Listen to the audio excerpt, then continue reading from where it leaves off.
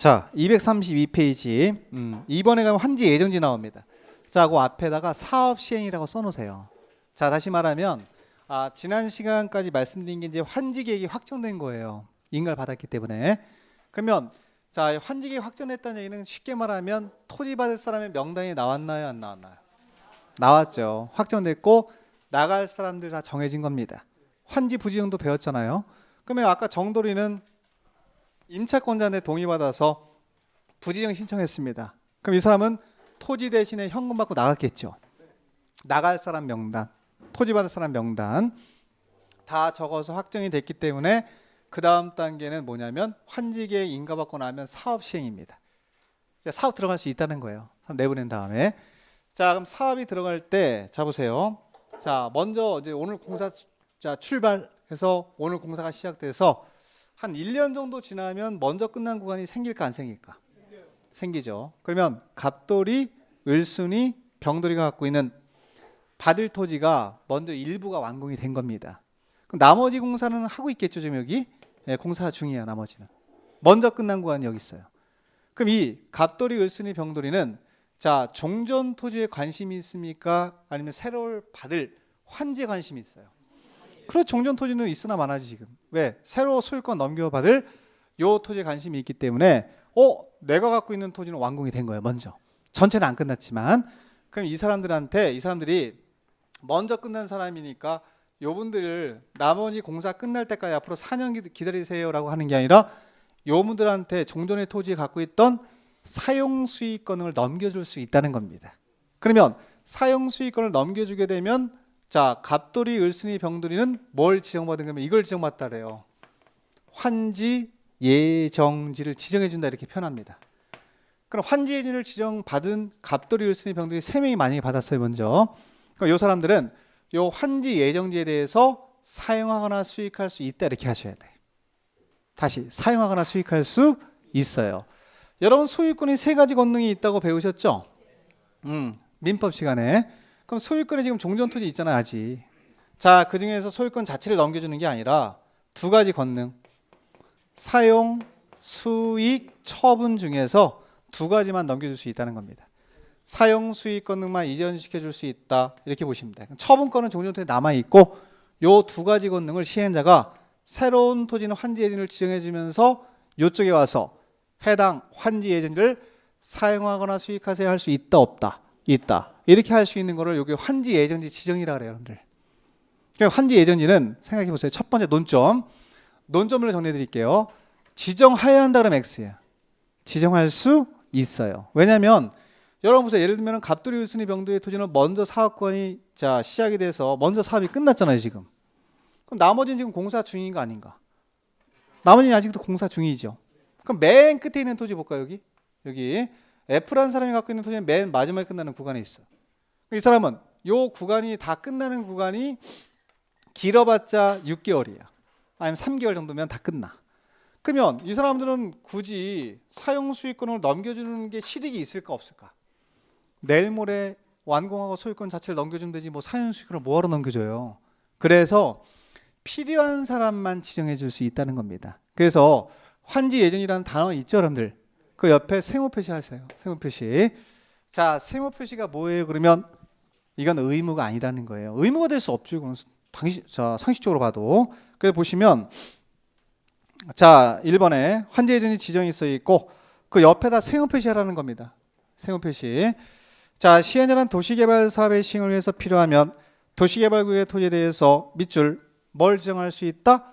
환지 예정지를 지정할 수 있다. 이렇게 써 있고 자, 이 경우 종전의 토지에 대한 임차권자 등이 있으면 해당 환지 예정지에 대해서 해당 권리의 목적인 토지나 그 부분을 아울러 지정해야 된다 이렇게 써 있습니다. 아울러가 뭐예요? 함께. 자, 여기 누가 있다면 이 갑돌이 갖고 있는 토지에 임차권자 B라는 사람이 있어. 예를 들면. 그럼 여러분 보세요. 자, 갑돌이가 뭘 지정받았죠? 환지 예정지를 지정받으면 종전의 토지에 있던 사용시권이 이렇게 이전되죠. 임차권자 따라가야 되겠지. 그럼 함께 이렇게 지정해 주라는 얘기지. 아울러 지정해야 된다. 얼마나 멋있어 말이. 멋있는 말은 무조건 맞는 말이에요. 그렇게 이해하시면 돼요. 그래서 함께 이렇게 지정해 주라 이런 뜻으로 이해하시면 되고요. 자, 오른쪽 가서 절차는 됐고요. 3번 가세요. 233페이지. 자, 그 1번의 밑줄. 자, 사용 수익권에 뭐라고 써 있죠? 이전이에요, 이전. 그럼 이전이 어디서 어디로 될까? 자, 여기 있는 거 가지고 대답만 하시면 돼요. 자, 종전 토지에 있던 사용 수익권 등이 있죠? 요게 어디로? 환지 예전으로 넘어간다는 얘기입니다. 자, 보세요. 자, 이제 같이 읽어볼게요. 중요한 건 제가 같이 읽어드릴게요. 자, 1번에 사용 수익권의 이전, 환지 예전지가 지정되면 종전의 토지의 소유자와 임차권자 등은 환지 예전지 지정의 효력 발생으로부터 환지 처분이 공고되는 날까지 환지 예전지나 해당 부분에 대해서 종전과 같은 내용의 권리, 거기다 두 글자 써놔요. 사용 수익.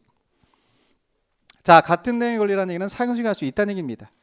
대신 종전 토지는 사용하나 수익할 수 없다, 이런 얘기입니다. 간단히 말씀드리면 사용 수익권이 어디서 어디로 이전되죠?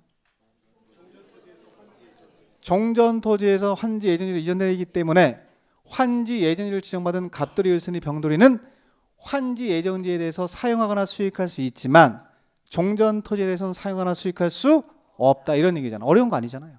이게 그러니까 사용 수익권이 이전된다는 얘기가 종전 토지에 있던 사용 수익권 등이 환지 예전지로 이전된다, 이렇게 이해하시면 돼. 자, 그러면 환지 예전지라고 하는 토지는 두 가지 권능만 행사할 수 있는 토지를 말한다. 뭐하고 뭐요? 사용 수익까지만 할 수 있는 토지 맞죠? 자, 근데 생각을 해보셔야 돼. 자, 요 토지가 있어요. 지난 시간에 공부한 채비지. 채비지는 무슨 목적으로 남겨둔 토지냐면 경비 충당. 자, 그럼 이제 생각을 해보셔야 돼요. 여기 위에 공사 끝났어요. 그럼 아래도 공사를 이제 위에 공사 구간이 끝나면 아래 공사 계속 진행 중이죠. 계속 진행합니다. 자, 근데 요 채비지가 있단 말이에요. 자, 요거 사용 수익만 할 수 있고 처분은 못 합니다. 라고 한다면 나머지 공사 끝낼 수 있어요, 없어요? 못 하죠. 돈이 없잖아요. 그래서 이 토지는 팔 수 있어요. 그래서 유일하게 환지 예전지를 처분할 수 있는 토지가 요 토지예요, 토지. 그래서 요거는 사용 수익만 할 수 있다면 안 되고 모두 할 수 있다? 처분. 그게 3번에, 자, 밑에 4번에 있어요. 중간에 읽지 마시고 4번에 가면, 자, 밑에 4번 채비지는 사용 수익 처분할 수 있다, 이렇게 써 있죠. 내용 한번 보세요. 자, 시행하는 채비지의 용도로 환지 예정지가 지정된 경우 도시개발 사업에 드는 비용을 충당하기 위해서, 자, 이를 사용 또는 수익, 사용 수익은 다 되는 거고 그 다음에 동그라미 쳐야지. 모두 할 수 있다? 처분. 유일하게 환지 예정지를 처분할 수 있는 토지가 무슨 토지다? 그렇지, 채비지. 그래 팔아서 나머지 공사 다 끝냈어요, 여러분들. 이 아래까지. 그럼 이제 공사가 다 끝났으니까 네 글자로 뭐 받을까? 준공검사. 검사 받아야지. 3번. 그건 제목만 밑줄어 놓으시면 돼. 거기는. 자, 그러면 이제, 자, 환지 예정지가 지정된 상태에서 공사가 언젠가는 끝날 거 아니에요, 여기가. 이 아래 거까지 공사 다 끝나겠죠. 그러면 실시 계획대로 공사가 제대로 끝나는지 검사를 받으라는 얘기입니다. 행정처 찾아와서 이렇게 받는 걸 우리가 네 글자로 뭐라 그래요, 여러분들? 준공검사라 그래요. 세부적인 내용 가지 말고. 그럼 여기까지 나왔어요, 지금. 준공검사까지 받았다. 지정권자한테 가서. 그럼 이제 준공검사 떨어지면, 자, 지정권자가 내가, 자, 준공검사 다 내려줬습니다 라고 공사 끝났다고 알리는 거야. 그걸 뭐라고 하냐면 공사하려고 공고라 그래요, 여러분들. 그 밑에 써 있어요, 밑에. 자, 2번하고 3번. 그 제목만 밑줄. 나머지 손대지 마시고. 그럼 2번은 지금 뭘 받아야 된다는 얘기입니까? 아니, 2번은 뭘 받아야 된다는 얘기야? 준공검사 신청받으면 준공검사 하라는 얘기지. 그죠? 그러니까 지정권자는 공사완료 보고서를 받으면 공사완료 보고서 받았다는 얘기는 준공검사 신청받았다는 얘기예요. 지체 없이 준공검사를 해야 한다라고 써 있고 내려가서 3번. 자, 지정권자는 준공검사를 한 결과 도시개발 사업이 실시계획대로 끝났다고 인정되면, 이거 이해되셔야 돼. 자, 지금 뭘 확인하는 게 준공검사죠? 공사 끝난 내용과 실시에서 아까 인간해준 내용 있죠? 그게 일치하는지를 보는 거예요. 그럼 실시계획대로 공사가 끝났다고 인정이 되면 공사 완료, 자, 준공검사 증명서를 내주고 공사 완료 공고를 해야 한다고 끊어버려요. 그 뒤에 읽지 마시고. 그럼 결론은 시행자가 공사를 끝났는데, 자, 실시에서 인간해준 내용이랑 사업이 끝난 내용이 정확히 일치한다. 그럼 요게 나오는 거죠, 요거. 준공검사 증명서를 발급해 주는 거지. 문서로서 준공검사 한다, 이런 뜻이에요. 그리고 나서 요거 하는 거예요, 요거. 뭐 한다? 공사 끝났다고 알리는 거예요, 공사 완료 공고. 그럼 이제 보세요. 무슨 사업 끝났어요, 이제? 도시개발사업 끝. 무슨 방식? 환지 방식. 자, 이제 한자 넘기시면 돼요. 자, 한자 넘기시면 자, 여기서 이제 모든 게 또 끝났다라고 생각하시면 안 돼요. 왜냐면 4번에 가면 환지처분 써 있습니다. 자, 이제 뭐가 연결이 돼야 되는데, 자, 여기서 아까 갑돌이가 있었어요. 자, 을순이가 있고 병돌이가 있습니다. 그럼 갑돌이, 을순이, 병돌이한테 사업을 하기 전에 무슨 계획을 작성해서 환지계획 작성해서 어떤 토지 주겠다라고 약속을 정한 다음에 환지계 인가 받았죠. 그 다음에 공사 들어갔습니다. 공사 들어가서 갑돌이, 을순이, 병돌이 토지 먼저 끝났잖아요. 지금 공사 자, 우리가 공사 먼저 일부가 끝났지 지금. 그러면 요 갑돌이, 을순이, 병돌이한테 요거 5글자 환지 예정지를 지정할 수 있죠. 그럼 환지 예정지를 지정하게 되면 갑돌이, 을순이, 병돌이 환지 예정지를 지정받은 자는 환지 예정지를 사용하거나 수익할 수 있다 없다? 있어요. 대신 종전토지는 사용 수익 못하죠. 그러나 그럼에도 불구하고 채비지는 공사 나머지 공사 끝내야 되잖아요. 끝내야 되기 때문에 사용, 수익, 처분까지 모두 할 수 있다. 그럼 유일하게 환지 예정지를 처분할 수 있는 토지가 무슨 토지? 채비지예요. 그럼 여기까지 끝난 거예요. 그럼 언젠가는 공사가 다 끝나겠지. 아래 동네까지. 그럼 이 전체가 다 끝나면 요거 받는 거란 얘기예요. 준공검사 받고 나서 지정권자가 준공검사 내줬습니다. 도시개발 사업 다 끝났습니다. 라고 공사하려고 공고를 했어요. 맨 마지막에 하는 게 공고니까. 그럼 이제 문제가 뭐냐면 갑돌이가 환지 예정지를 지정받았을 때는 요것만 행사할 수 있죠. 요거. 사용 수익만 행사할 수 있죠. 처분권은 없죠. 아직. 소유권이 안 넘어온 거 아직. 그래서 소유권을 넘기는 처분을 해야 돼요. 마지막으로. 그 처분을 4글자로 환지처분이라고 하는 거예요. 환지처분. 그래서 의의 한번 보세요. 자, 환지처분이란 사업이 뭐가 되고 종료. 이게 종료잖아요. 여기까지 왔어. 그죠? 예, 환지 공사하려고 공고까지 온 거죠. 그리고 나서 요거 하는 거예요. 환지처분 하는 거예요. 이렇게 이해하시면 돼. 환지처분. 예, 요건 이제 다음 달에 책에도 나오니까 그때 다시 한번 정리하면 되니까 큰 틀만 보시면 되죠. 종전 토지의 가름에서 가름이라는 얘기는 대신한다는 얘기입니다. 대신해서 새로운 토지를 교부한다. 그럼 새로운 토지를 주는 거야. 권리를. 자, 그리고 나서 그 과부족분에 대해서는 금전으로 청산하는 행정처분을 말한다. 금전청산. 자, 그러면 권리 넘겨주면서 금전청산하는 거예요. 이 금전청산이 왜 나올까, 여러분들? 자, 요거 한번 정리해 보셔야 돼. 지난 시간에 공부할 때 토지를 원래 받으시는 면적보다 늘려줄 수 있나요, 없나요? 징환지예요. 그럼 징환지가 있으면 모두 있죠? 가만지가 있으면 이 사람들 예를 들면 50제곱미터 받을 토지에 대해서 50으로 안 주고 60으로 늘려줄 수 있잖아요. 그럼 이 사람은 10제곱미터 더 받은 거 아닌가 지금? 그럼 이 사람한테는 10제곱미터에 대해서는 금전청산을 해야 되겠지. 징수를 해야 되겠지. 그 징수해서 자, 여기 가만지 한 사람 있을 거 아니에요? 자, 80제곱미터 받을 사람 60 줬다. 그럼 이 사람한테는 금전 교부를 해주죠. 이거를 시행자가 해야 된다는 얘기예요. 시행자가 넉놓고 있는 게 아니라 요거까지 마무리하셔야 돼. 권리 넘겨주면서 금전 청산하는 절차를 4글자로 뭐라고 한다? 환지처분. 핵심의 핵심. 환지처분. 이렇게 이해하시면 돼. 그렇게 어려운 건 아니고 사실. 그래서 뭐 지금 단계는 요거 중심으로 가면 돼. 권리교부. 이렇게 권리교부. 소유권 넘겨주는 처분을 말한다. 이렇게 이해하셔도 돼. 여기다 포인트 잡으셔야 됩니다. 청산금이라는 건 나중에 해도 돼요. 핵심은 이거예요. 지금 권리교부. 자, 여기서 말하는 권리는 소유권 등을 말하는 겁니다. 물건을 넘겨주는 거예요. 어디서 어디로 넘겨줍니까? 그러면 종전 토지에 있던 소유권을 환지로 넘겨주는 거죠. 그거를 이걸 통해서 하는 거. 환지처분. 자, 그럼 내려가서 절차는 패스. 2번 보지 말고 절차 지금 보는 거 아닙니다. 자, 3번 내려가서 별표 3번. 자, 환지처분의 효과. 자, 지금 말씀드렸는데 권리 이전이라고 써 있어요. 여러분들 권리. 자, 거기 원칙 밑에 권리 이전. 자, 이해되시나 보세요. 자, 환지계에서 정해진 환지는 환지처분이 공고된 날이 언제? 다음 날. 거기다 형광색. 자, 다음 날 종전 토지로 본다고 슬러시. 그 뒤에 읽지 말고 지금. 자, 이게 무슨 얘기일까? 자, 시행자가 자, 보세요. 환지 계획에서 갑돌이한테 1번지 토지 주기로 했어요. 자, 왼쪽에 보시면 1번지 토지는 갑돌이한테 준다고 했죠. 자, 그러면 자, 1번지 토지에 대한 소유권 넘겨줍니다라고 하는 처분이 무슨 처분이에요? 환지 처분이에요. 그럼 이거는 혼자 알고 있는 게 아니라 뭘 하라는 얘기예요? 일반한테 알리란 얘기예요. 공고. 그럼 오늘 환지처분 공고를 했어요, 시행자가. 자, 그러면 1번지 토지에 대한 소유권 갑돌이한테 넘어갑니다라고 공고하는 거죠. 그렇지. 그러면 갑돌이는 이 1번지 토지에 대한 소유권을 언제 취득합니까? 그러면 자다가도 벌떡 일어나서 다음 날 그래야 돼. 다음 날. 작년도 나오고 매년 나오는 거야. 요 단어만 먼저 기억을 하세요. 이것저것 다 하지 말고 핵심적인 거. 그러니까 오늘 공고하면 오늘 내게 되는 게 아니지, 그죠? 소유권 취득하는 시점은 환지처분 공고일 언제? 다음 날 1번지 토지에 대한 소유권을 취득합니다. 라고 대답하셔야 돼요. 이걸 종전 토지로 본다 이렇게 표현하는 거예요. 그러니까 종전 토지로 본다는 얘기는 이 종전 토지에 있던 물건이 환지로 전부 다 넘어간다는 얘기예요. 그럼 여기 환지로 지정받은 요 토지 있죠? 새로운 토지. 여기에 대해서도 종전 토지에서 행사할 수 있는 권리 있죠? 그 권리하고 똑같은 동일한 권리 행사할 수 있다는 얘기예요. 그러면 소유권만 넘어가는 건 아니고 저당권이 있으면 저당권도 같이 넘어가고 나머지 기타 물건이 같이 넘어가는 거예요. 그 이전되는 시점이 언제입니까? 이게 제일 중요해요. 언제다? 다음 날. 이걸 꼭 기억을 하셔야 돼.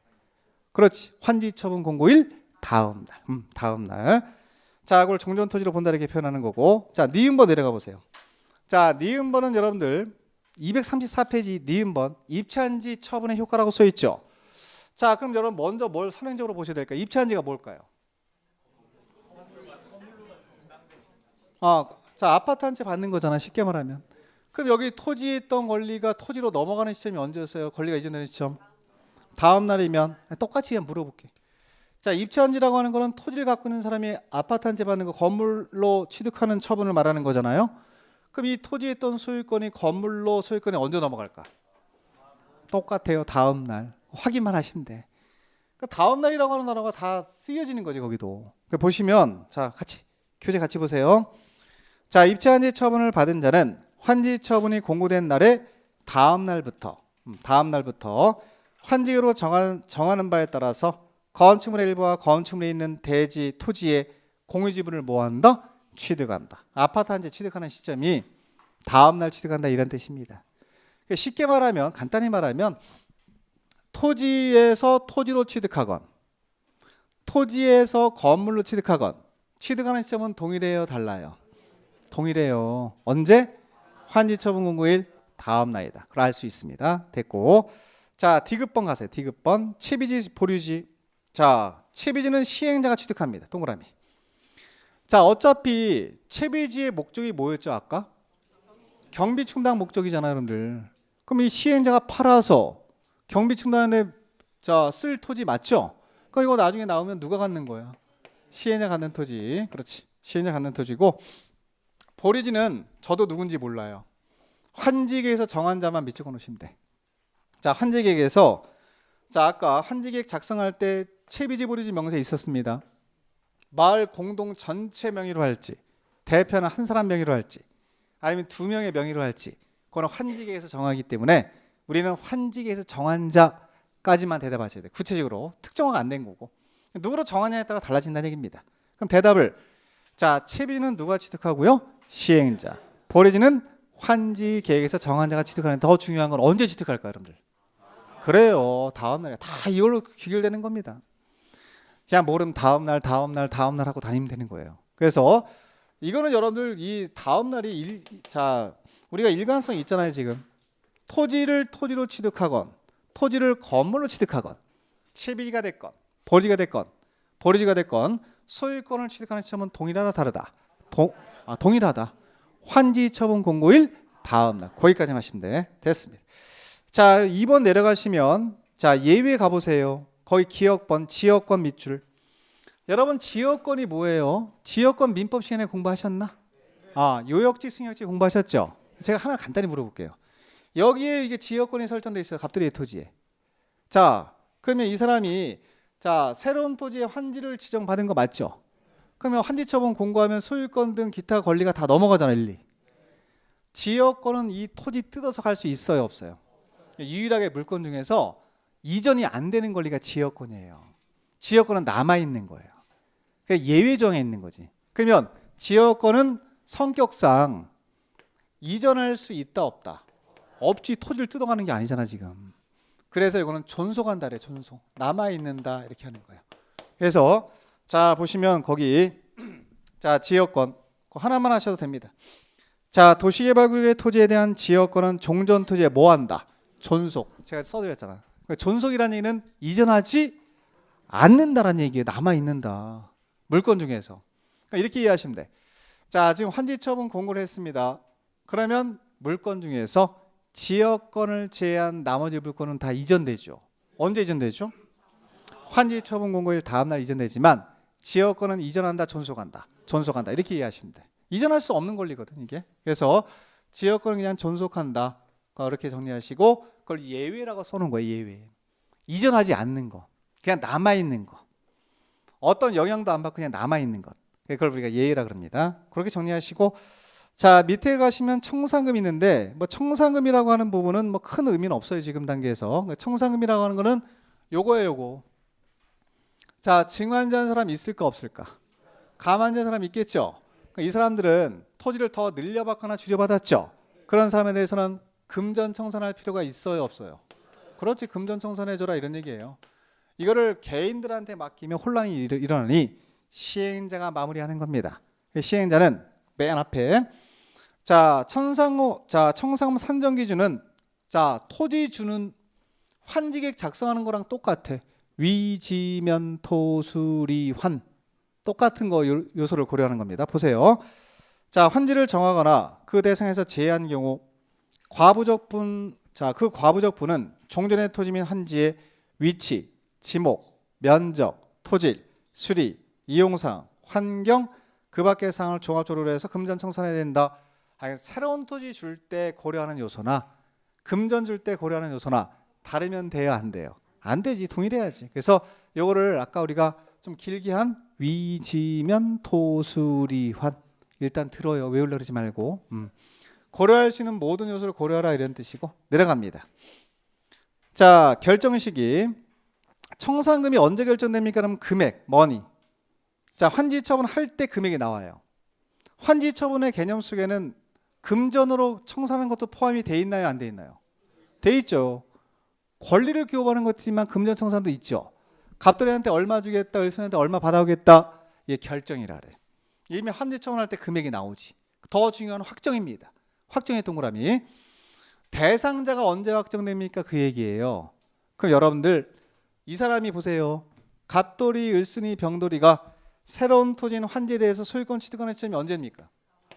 다음 날. 그때 청산금도 확정된다라고 하셔야 됩니다. 그럼 확정 동그라미 치고 언제? 다음 날. 그렇지. 그러니까 오늘 뭐 집에 가면서 다음 날 뭔지 모르겠지만 계속 다음 날 외치고 다녀 그냥. 네, 그러면 돼요. 네, 이렇게 하시고 자, 징수기부 시기는 확정되고 나서 하라는 얘기니까 어려운 건 없고요. 자, A번 보세요. 징수기부 시기. 시행자는 환지처분에 공고된 후에 확정된 청산금을 징수하나 기부하는 게 맞고 다만 환지를 정하지 아니한 토지. 이게 무슨 토지죠? 그래요. 환지 부지정. 토지 받은 사람 안 받은 사람? 안 받은 사람이지. 그걸 대답할 수 있는데 지금. 그렇지. 그럼 아까 정돌이 같은 경우는 토지 안 받았잖아요. 그죠? 그럼 이 사람은 보세요 여기. 아니 설명만 들어요. 자, 이 사람은 지금 토지 대신에 뭘 원한 거예요? 청산금 받고 나가겠다. 나 돈 필요하다. 라고 하는 사람한테 알겠습니다. 돈 드리겠습니다. 그래갖고 뭐라 그러냐면 환지처분 공고일 다음 날부터 드릴게요. 의미 있어요 없어요? 없어요. 그래서 이 사람은 미리 돈 주고 내보낼 수 있나 없나? 그 얘기예요. 그래서 자, 환지를 정하지 아니한 토지에 대해서는 환지처분 언제라도 전이라도 청산금을 미리 기부할 수 있나 없나? 있어요. 그러니까 미리 돈 주고 내보낼 사람 딱 한 사람 있죠? 그게 누구예요? 환지 부지죠. 그리고 이 사람들 증환지 가만지 하는 사람들은 어때요? 이 사람 토지 받은 사람 안 받은 사람? 받은 사람이니까 다음 날부터 징수기부가 들어간다 그런 얘기예요. 어려운 건 아니고. 자, 내려가서 분할 동그라미. 자, 갑돌이한테 보세요. 자, 갑돌이한테 청산금을 징수합니다. 증환지에서 징수해요. 1억을 징수하려고 그래요. 근데 갑돌이가 돈을 한꺼번에 내기 어렵대. 그러면 나눠서 징수할 수 있을까 없을까? 자, 앞으로 공법에서 분할이라고 하는 건 할부예요. 할부. 100% 있다로 끝나. 할부가 나오면 분할 징수 하나 지급할 수 있다 이거 나오면 무조건 이걸로 끝나야 돼. 맨 끝에. 이거 있다 없다 가지고 내니까 있다로 끝나면 돼요. 그래서 공법은 할부를 인정한다 인정하지 않는다. 인정한다 이렇게 이해하시면 돼. 됐고 내려가서 강제징수. 자, 행정청의 밑줄. 여러분 행정청은 보세요. 아니 어려운 거 없어요 여기서. 자, 행정청의 시행자가. 자, 행정청인데 갑돌이가 증환지 받아서 1억 원을 징수했어. 1억 원을. 그죠? 자, 청산금을 징수했습니다. 근데 이분이 돈을 안 냅니다. 그러면 이분한테 강제 징수할 수 있는 권한이 있을까 없을까? 당연히 있죠. 그래서 그 얘기입니다. 자, 행정청이 시행하는 청산금을 내야 할 자가 이를 내지 않으면 체납하면 국세나 지방세 체납 처분에 따라서 이를 징수할 수 있다는 얘기는 강제 징수권이 있다는 얘기죠. 더 중요한 건 하나 더. 자, 현재 시행자가 비행정청이래요. 다시 누구래요? 비행정청이래요. 자, 1억 똑같이 징수했어 을순이한테. 근데 자, 이 을순이가 돈을 안 낸 거예요. 체납한 겁니다. 강제 징수할 수 있다 없다? 없다. 이때는 위탁을 해요. 동그라미. 징수를 해달라고 부탁을 해야 돼. 그래서 자, 특별자치도의사 시장수 구청장에게 청산금의 징수를 뭐 할 수 있다? 위탁. 세상에 위탁이라고 하는 거는 대신 좀 받아주세요라고 부탁하는 거죠.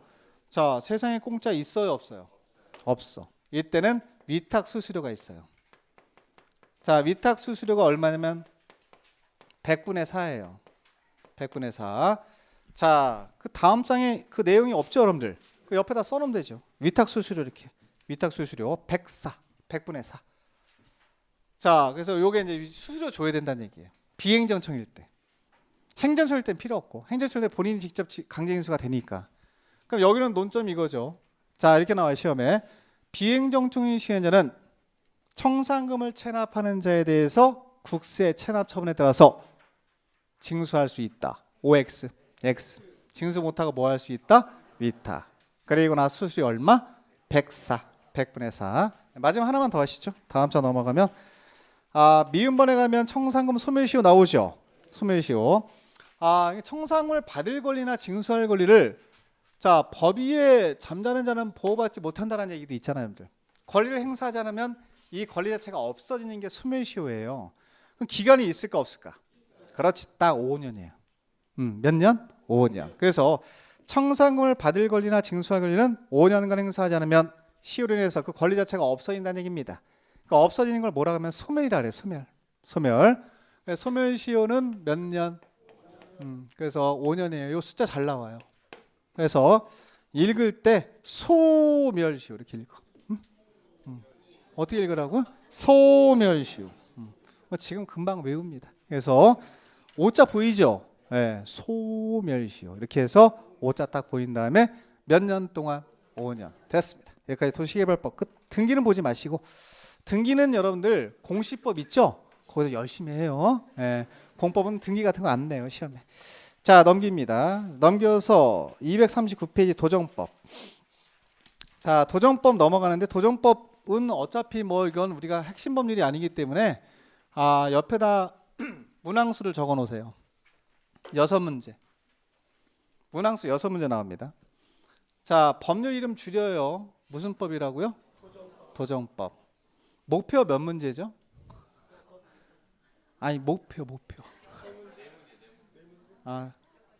오버하지 말고 3문제만 해요. 네. 근데 목표는 자유인데 이거 목표 그냥 3문제만 잡으면 돼요. 작년도에 3문제 맞췄어 그냥 다. 왜냐면 3개는 쉽게 3개는 어렵게 나와요. 어려운 문제 우리가 풀긴 좀 너무 힘드니까 도시 및 주거환경정비법은 3문제가 목표다라고 해서 여기는 큰 논점이 있는 건 아닙니다. 법 자체가. 그래서 이건 이제 일단 법을 이렇게 3글자로 자, 동그라미 쳐보세요. 도정법. 이건 정비하는 법이에요, 여러분들. 정비라고 하는 거는 이미 개발이 끝난 지역을 다시 한번 개발한다는 얘기입니다. 그래서 이제 우리가 앞으로 배울 재개발 사업, 재건축 들어보셨죠? 그거 관련된 내용이에요. 그 재개발, 재건축 여러분들 도시개발법은 아예 토지를 개발이 안 된 토지를 새로 개발하는 거기 때문에 단순한 겁니다. 근데 여기는 가보면 건물이 있어요, 없어요? 있기 때문에 권리관계가 굉장히 복잡해요. 끝도 없는 거예요. 시행규칙까지 내면은 내용이 너무너무 많아. 그래서 여기는 정신적인 스트레스를 좀 줄여야 돼 우리가. 그래서 6문제 중에서 몇 문제 맞추면 되냐면 3문제만 맞추자. 반타작만 하자. 이래서 가장 기본부터 하는 거거든요. 그래서 일단 여기는 정비를 한다라고 하면은 자, 보시면은 자, 우리가 방금 전까지 배운 게 도시개발 사업 했는데 신도시 개발하는 거 맞죠?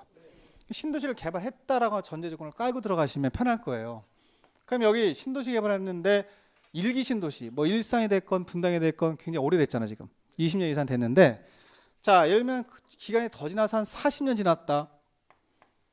자 그러면 여기 있는 건물들이 문제가 되는 거지. 주택이면 주택, 상가면 상가, 공장이면 공장. 그럼 여기 있는 주택이, 자 사람도 생명이 있듯이 수명이 있듯이 이 건물도 수명이 있는 거예요. 그럼 40년도 지나면 이 노후불량화가 됩니다. 법에서는 이 노후불량 건물 그래요. 그러면 노후불량 건물이라는 얘기는 이 건물이 뭐가 될 우려가 있다는 얘기죠? 무너진다는 얘기예요.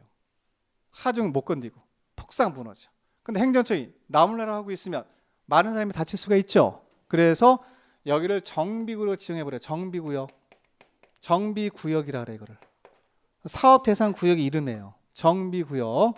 그러면 정비구역이 나오면 사업 대상 지역이라고 보시면 돼.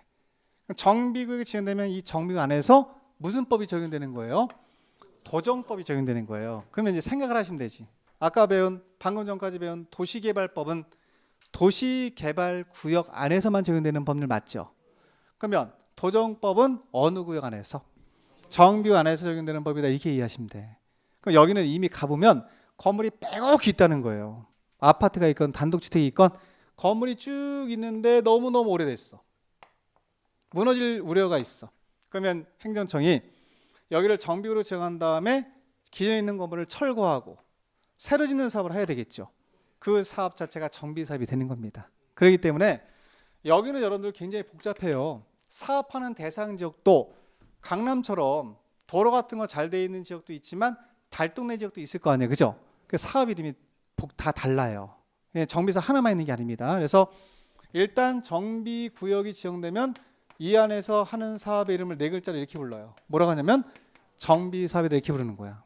그러면 정비사업을 어떤 절차에 따라 사업을 진행합니까? 그 조심할 게 뭐가 있습니까? 이런 것들을 배우는 겁니다. 그래서 여기서 정비사업의 대표적인 사업이 여러분들 재개발 사업 들어보셨죠? 이 사업들 배워요. 자, 그 다음에 재개발만 배운 건 아니고 재건축도 배우셨잖아. 이런 사업들 배우는 거지. 그래서 거기 보시면 239페이지는 그렇게 하시고 다음 자 넘기면 240페이지에 총칙이 있습니다. 자, 이 도정법이 꼭 한 문제씩 나오는 게 용어정의가 나와요. 용어정의는 맞춰줘야 돼. 틀리면 안 돼. 그래서 거기 자 재정 목적 밑에 보시면 2번에 용어정의 보이시죠? 거기 1번에 뭐라고 써 있어요? 1번에 정비구역이라고 써 있지 않나요? 그럼 사업대상 구역이 먼저 나오는 거죠. 그럼 여기도 정비구역이 나오는 이유는 정비구역이 없으면 정비사업도 못할 거 아니에요. 정비구역은 정비사업을 계획적으로 시행해서 지정고시된 구역을 말한다, 이렇게 나옵니다. 자, 어려운 거 없고 사업 대상 지역을 말해요. 그러니까 도정법이 적용돼서 사업을 하려면 정비구역에 먼저 지정이 되는 게 맞습니다. 자, 2번은 별표하시고 정비사업. 자, 지금 설명드린 그대로 가는 건데, 자 그럼 정비구역이 지정이 되면 요 정비구역 안에서 사업이 들어갑니다. 그 사업이 3개가 있어요. 밑에 박스를 곧바로 보세요. 위에 읽지 말고. 그럼 여기는 정비사업을 합니다. 그럼 여기는 좀 쉽게 들어갈게요 제가. 자, 사업의 이름부터 정리하셔야 되는데 정비사업의 종류가 몇 개냐면 3개가 있어요. 자, 일단 달동네 사업이 먼저 맨 위에 있는 사업입니다. 그 사업 이름을 자 밑줄 놓으세요. 잘 나와요 시험에. 주거환경 개선 사업이라 그래요. 옆에다 달동네 이렇게 써놔도 돼. 달동네. 자, 그러면 일단 위치가 좀 달라진다는 얘기인데, 자 여기는 이제 우리가 달동네면 저소득 주민이 있을까, 고소득 주민이 있을까? 저소득 주민이 있겠지. 저소득 주민이 집단적으로 거주한다. 저소득. 자, 그럼 저소득에다 동그라미 쳐놓고 저소득 주민. 자, 저소득 주민이 집단적으로 거주합니다. 그리고 두 번째 특징은요, 여기는 기반시설이 뭐냐면, 정비 기반시설이 뭐냐면 도로 같은 거야. 우리가 기반시설 배웠죠? 자, 그럼 도로라든가 공원 이런 게 잘 돼 있을까, 좀 안 돼 있을까? 아주 가장 열악한 지역이죠. 그래서 그거를 우리가 정비 기반시설이 어떻다고 표현하냐면 열악이라고 하지 않고 극히라는 용어를 써. 가장 안 좋다는 뜻이에요. 그렇게 열악합니다. 자, 그리고 나서 세 번째, 요 안에 있는 건물들 다 노블량 건물 맞죠? 예, 요게 밀집돼 있어. 어떻게 밀집되어 있냐면 과도하게 밀집되어 있어. 과도하게 밀집되어 있다 이렇게 하시면 돼. 그래서 여기 보시면 세 개만 동그라미를 쳐보세요. 자, 저소득 주민이 저소득의 동그라미 집단적으로 거주하는 지역으로서. 두 번째, 자 정비 기반시설이 극히 열악하고 가장 안 좋다는 얘기죠. 쉽게 말하면. 자, 그리고 노후불량 건축물이 어떻게 밀집되어 있대요? 과도하게 밀집된 지역에서 시행하거나 하나 있고 거기에 딱 읽으면 끊어서 세 글자로 요 느낌 달동네에 사는 사업이다 이렇게 이해하시면 됩니다. 달동네에 사는 사업이에요. 자, 그리고 또 하나 자 단독주택 및 다세대주택 등이 밀집한 지역에서 정비 기반시설과 공동이용시설 확충을 통해서 주거환경을 뭐하는데 지금 보전, 정비, 개량 동글동글 3개. 자, 이런 유형이 2개 있는 거예요 지금. 자, 달동네에서 하는 사업이 하나 있고 그 다음에 자, 두 번째 단독이나 다세대주택이 밀집한 지역이다. 대림동 같은 데입니다. 그런 데 가면 자, 단독이나 빌라 같은 거 이렇게 밀집된 지역이 있죠.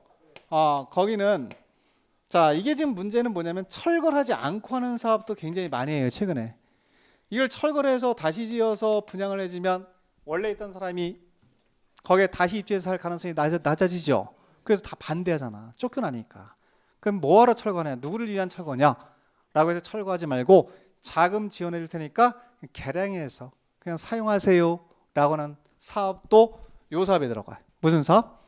주거환경 개선 사업이 들어가요. 그러면 유일하게 철거하지 않는 사업이 무슨 사업도 자 철거하지 않는 사업도 무슨 사업 중에 하나다? 주거환경 개선 사업에 들어간다라고 해서 주거환경 개선 사업은 형태가 몇 개 있는 거예요? 2개 있는 거예요. 하나는 달동네에서 철거하면서 하는 사업이 있고 그리고 나서 철거하지 않고 보존정비 개량하는 사업의 형태도 또 하나가 있는 거지. 형태가 2개 있는 거지. 그 사업을 합쳐서 우리 이렇게 부르셔야 돼. 무슨 사업이다? 이거 한번 읽어보세요. 무슨 사업이다? 주거환경 개선 사업 이렇게 하시는 겁니다. 자, 그럼 이제 주거환경 개선 사업이 달동네에서 사업 끝났으면 아랫동네로 내려가 볼게요. 제가 아랫동네. 달동네 아랫동네에서 하는 사업이 재개발입니다. 재개발. 자, 그럼 재개발 사업의 특징이 어때요? 그러면 여기는 간단하게 하세요. 간단하게. 여기는 저소득 주민이 있는 지역 아니죠. 자, 보세요. 그리고 이쪽 한번 가보세요. 기반시설이 정비 기반시설, 도로 같은 정비 기반시설이 극히 열악한 지역도 아니에요. 극히를 버려. 그냥 열악한 동네다 이렇게. 열악. 동그라미. 정비 기반시설이 열악합니다. 자, 하나 더. 자, 요 안에는 노후불량 건물이 과도하게 밀집되어 있다. 과도하게라는 걸 지우시면 돼. 어떻게 돼 있어? 밀집되어 있다. 그러면 여기 재개발 사업하는 지역의 특징은 기반시설은 어떻고 열악하고 노후불량 건축물은 밀집된 지역에서 시행한다. 이렇게 대답하시면 돼. 여기 정리를. 자, 그렇게 정리하시고 또 하나 있습니다. 상업적, 공업적 밑에 보이시죠? 거기도 밑줄. 자, 그렇게 주택을 대상으로 할 때는 기반시설이 열악하고 노후불량 건축물이 밀집된 지역에서 시행하는 사업도 재개발에 포함이 되지만 여러분 여기 어때요? 종로 같은 데 가보면은 상가 건물 오래된 상가 건물 있나 없나? 자, 그 요즘 철거하고 새로 짓는 사업 많이 하죠? 오래된 상가, 오래된 공장 철거하고 고밀도로 개발하는 사업도 또 합니다. 이 사업도 앞으로 무슨 사업이라고 그러셔야 돼? 재개발이야. 그럼 재개발 사업은 주택만을 대상으로 하는 사업은 아니다는 얘기죠. 상가나 공장을 대상으로 하는 사업도 들어갑니다. 그러니까 상가나 공장이 오래됐어요. 그러면 오래된 상가, 저밀도로 개발된 조그만 4층, 5층짜리 상가 싹 밀어버리고 고밀도로 다시 개발할 수 있죠. 그 사업도 앞으로 무슨 사업이라고 부르셔야 돼? 재개발입니다. 자, 이제 마지막 하나 더. 요건 지금 용어 배우는 거예요. 이렇게 천천히. 그 다음에 재건축이 있어요. 자, 맨 밑에 내려가면 재건축인데 이건 강남 잠실 대표성 있는 데가 거기죠. 거기는 여러분 기반시설 도로가 넓습니까? 좁습니까? 넓어요. 도로 넓힐 필요 없어요. 유일하게 기반시설이 양호한 지역이에요. 동그라미. 양호란 용어가 들어갑니다. 여기는. 자, 양호하지만 뭐가 문제가 될까? 여기 가보면 아파트 단지 가보면 여러분 음마 아파트 이런 데 가보셨잖아요. 그죠? 근데 가보면은 딱 우리가 너무너무 오래됐잖아요. 그러니까 거기는 아파트는 너무 오래된 거지. 노후불량 건축물이 밀집되어 있는 지역이다 이렇게 보시면 돼. 그러면 양호 밀집이라는 단어가 나오면 재건축의 100% 이거는 간단한 것들이거든요. 그래서 여기는 이제 유일하게 재건축 사업 하는 지역만 뭐가 양호해요? 정비 기반시설이 양호하고 나머지는 전부 다 열악하거나 극히 열악한 지역이다 이렇게 하시면 돼. 그러니까 결론은 우리는 시험 공부를 하러 가니까 가면 문제를 맞춰야 될 거 아니에요. 이런 단어를 기억하고 들어가시면 돼요. 이런 단어. 이런 단어들 사업별로 딱 3개밖에 없어. 3개밖에. 그러니까 여러분 이게 이제 작년에 개정된 건데 여러분 작년에 개정되기 전에 2년 전에는 이 6개 사업이 있었어요. 그 뭐 쭈쭈쭈 도축가 막 외고 다니고 막 그랬어. 근데 이게 합쳐져 가지고 다행인 거야 지금. 딸랑 몇 개밖에 없다? 3개밖에 없다. 이렇게 하시면 돼. 이걸 합쳐서 뭐라 그래요? 정비사업이라 그래요. 이거 하세요 지금. 요거 가장 기본적인 틀이 여기서 가장 많이 나오죠 시험에. 이렇게 정리하시고 자 그다음에 3번 내려갑니다. 3번 내려가면 제목 뭐라고 써 있죠?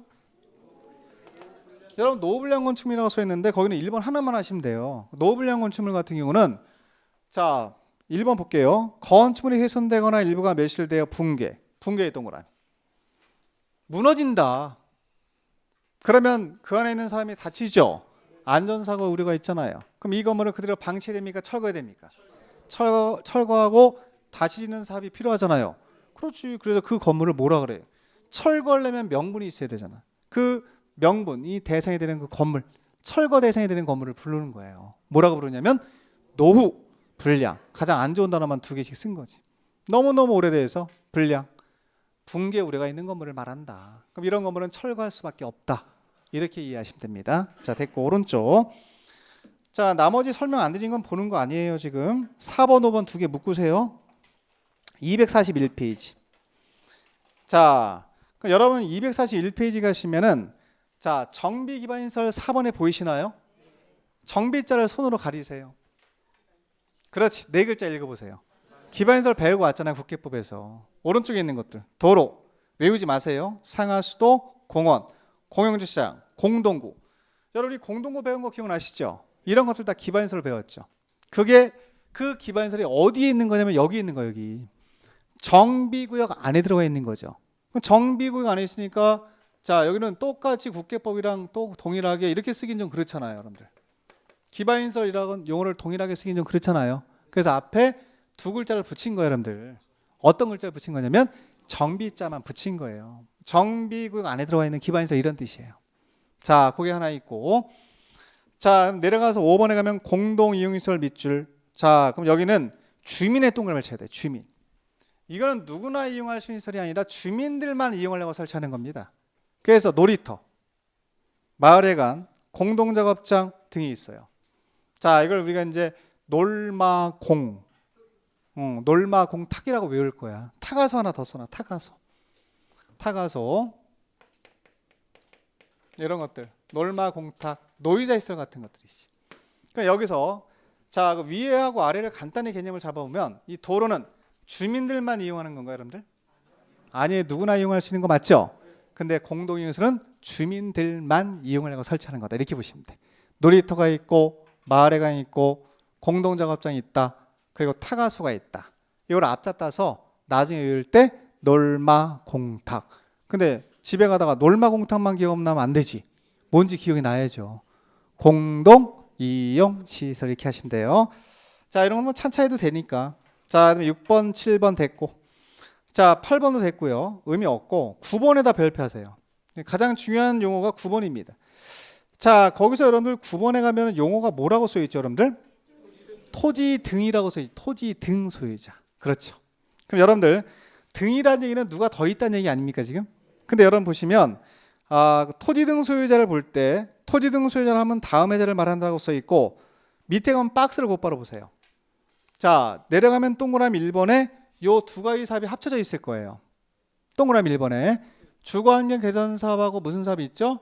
재개발 사업에서 토지 등 소유자는 동일해요. 자 밑줄 보세요. 일단 정비구역 안에 있는 누구냐면 토지 소유자가 들어가요. 토지.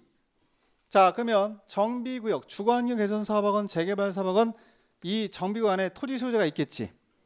자 또는요 여러분들 엔드가 아니라 건축물 소유자라고 써있나요 지금? 자 한 명 더 있습니다.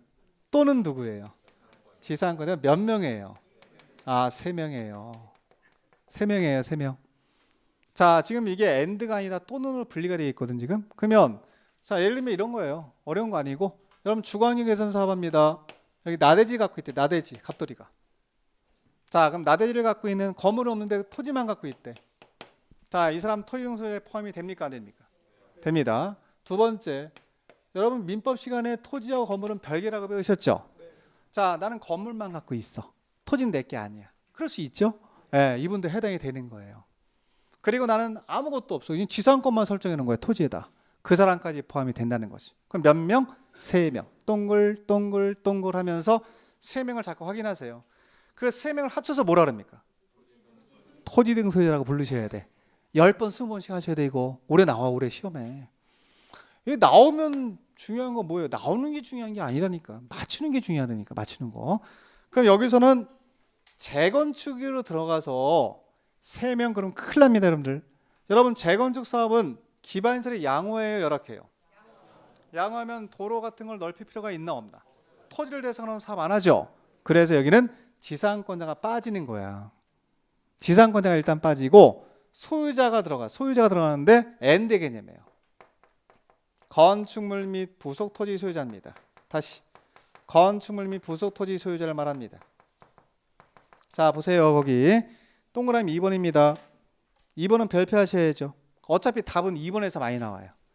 그럼 재건축 사업의 경우에는 정비구역에 위치한 건축물 및 형광색 비추고 보세요. 건축물 및 부속 토지 소유자. 그럼 여러분 확인을 간단히 하시면 이 건물 소유자고 부속 토지 소유자가 분리가 되어 있습니까? 합쳐져 있습니까? 아파트 한 채 갖고 있는 사람 이런 얘기예요. 좁아. 그래서 토지 등 소유자 범위가 좁은 거예요. 재건축은. 일단 가장 큰 게 주거환경 개선 사업. 자, 여기 한번. 주거환경 개선 사업이랑 재개발 사업은 토지 등 소유자 범위가 동일합니까? 다릅니까? 동일하잖아요. 지금 3명이잖아요. 정비구역 안에 있는 토지 또는 건축물 소유자 또는 지상권자를 말합니다. 3명 중에 1명에 해당이 되면 토지 등 소유자에 포함이 된다 이렇게 이해하시면 돼. 근데 지금 배우는 무슨 사업은 재건축은 아니잖아요. 지금 일단 누구를 탈락시키냐면 여기는 토지를 대상으로는 사업 안 한다니까요. 도로 같은 걸 넓히지 않으니까 그냥 아파트만 철거하고 새로 짓는 사업만 하면 끝나는 거기 때문에 지상권자 탈락. 일단 버려. 머릿속에서 지상권자는 발로 뻥 차버려. 자, 그러면 소유자만 남잖아. 그죠? 그 소유자를 분리시키지 말고 합쳐야 돼. 건축물도 갖고 있으면서 부속 토지를 함께 갖고 있는 사람만 들어갑니다. 그러면 아파트 한 채를 갖고 있는 사람이 여기에 해당이 될까 안 될까? 되잖아. 이 사람만 가지고 하겠다 라는 게 재건축이에요. 왜 그러냐면 재건축은 투기 세력이 들어올 가능성이 높습니까? 낮습니까? 높기 때문에 토지 건물 따로 갖고 있을 가능성이 상당히 높잖아요. 우리가 그 사람들이 인정 안 해주는 겁니다. 그래서 이렇게 플러스가 돼 있어야 돼요. 여기는 건축물 및 뭐라고? 부속 토지 소유자. 이런 식으로 다시 건축물 및 부속 토지 소유자 이렇게 돼 있어야 됩니다. 요 분을 뭐라고 한다고요?